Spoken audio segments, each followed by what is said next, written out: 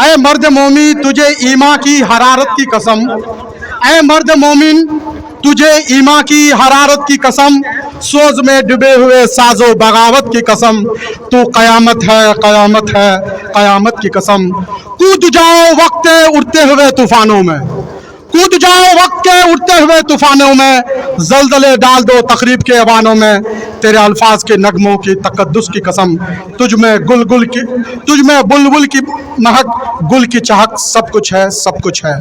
नौजवान साथियों, ज्यादा मैं क्या बोलूं इस काला कानून के बारे में, आप और हम बखूबी जान चुके हैं। ये मौजूदा सरकार पूरे देश के अंदर अफरा तफरी का माहौल पैदा कर दिया है। जब से ये मोदी सरकार पिछले 11 साल से हमारे हिंदुस्तान में नाफिज हुआ है, एक तरह से एक जालिम बादशाह मुसल्लत हो गया हम लोगों पे। कभी 3 तलाक बिल लेके आता है, कभी सीए एनआरसी लेकर के आता है, और अभी हमारे लिए वक्फ कानून, जो हमारी औकाफ की जायदाद, जो अल्लाह के नाम पे हमारे आबा व अजदाद ने, हमारे बुजुर्गों ने दान किया था, उसको भी छीन कर बेचने का काम किया। मुझसे पहले एक वक्ता ने कहा कि बीएसएनएल भेज दिया, एयरपोर्ट भेज दिया, लाल किला भेज दिया, ताजमहल भेज दिया। अब देश में बेचने के लिए कुछ नहीं है, देश लाखों करोड़ का कर्जा में डूबा हुआ है।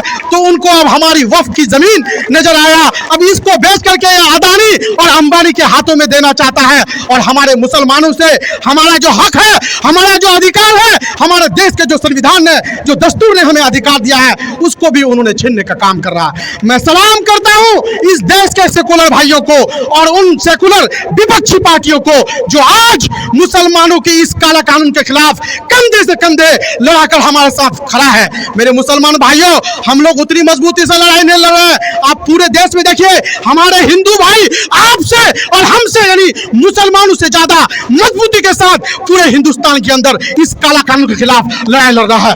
दुआएं कीजिए, सलाम है ऐसे लोगों को। इसलिए इस काला, अभी तो ये अंगड़ाई है, अभी तो आप इब्तिदाए इश्क है।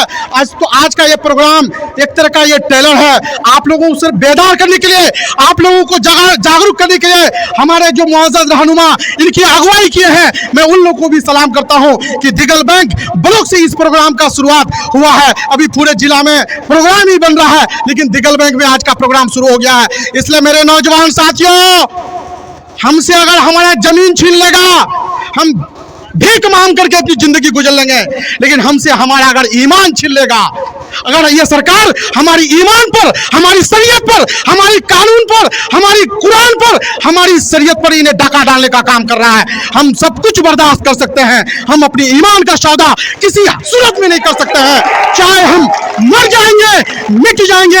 इसलिए खासकर मैं जितने भी मेरे मुसलमान भाई हैं या मेरे हिंदू भाई भी हैं, उनको भी मैं दिल से सैल्यूट करता हूं। आज हमारे साथ इस कारवा के साथ हजारों लाखों हिंदू भाई चल रहे हैं, हमको उनको भी मजबूती के साथ लेकर चलना है। मैं खासकर अपने ईमान वाले मुसलमान भाइयों से कहना चाहता हूं, वाहिद कलमे की बुनियाद पे, ला इलाहा इल्लल्लाह की बुनियाद पे मुत्तहिद और मुनज़्ज़म हो जाइए, और ये सरकार के ये जो काला कानून है, इसके खिलाफ सिर में कफन बांध करके हद तक लड़ने के लिए तैयार हो जाइए। चाहे हमें जितनी भी लड़ाई लड़ना हो, हम खामोश नहीं बैठेंगे, ना इस कानून को हम तस्लीम करेंगे।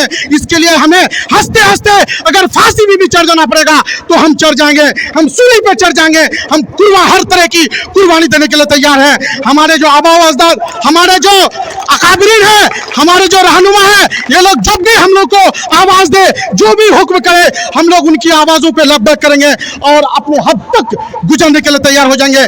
इसलिए मेरे नौजवान साथियों, यहाँ से जाना है, आज़्म करना है, जब भी हमें वक्फ कानून के खिलाफ आवाज दे हमारे अकाबिर, तो हम लोग को लब्बैक करके हर प्रोग्राम में मजबूती के साथ 1 आदमी 10 आदमी को लेके आना है। आज यकीनन हम लोग कम तादाद में हैं, इंशाल्लाह आगे जब भी आप लोगों को आवाज दी जाए, 1 आदमी 10 आदमी को लेके आएंगे, और ये सरकार, ये नीतीश कुमार को भी उनकी औकात दिखा देंगे कि तुम हमेशा हमको जो ठगने का काम किए हो, हमेशा मुसलमानों को तुम कहते हो कि हम मुसलमानों का बहुत अच्छा है। हमारे बीच में भी कुछ लोग मीर कासिम, मीर जाफ के सौतेला भाई हैं। आज देखिए ये काला कानून पास हुआ, उन लोगों के अंदर अगर गैरत था, उन लोगों के अंदर ईमान बाकी है, तो अब तक इस कानून के खिलाफ उन्होंने इस्तीफा दे देता। लेकिन हम लोगों के बीच में है, ऐसे लोगों को पहचानना है, ऐसे लोगों को भी पहचानना है जो आपके लिए हर चीज को दांव लगा करके आपके लिए खड़ा है।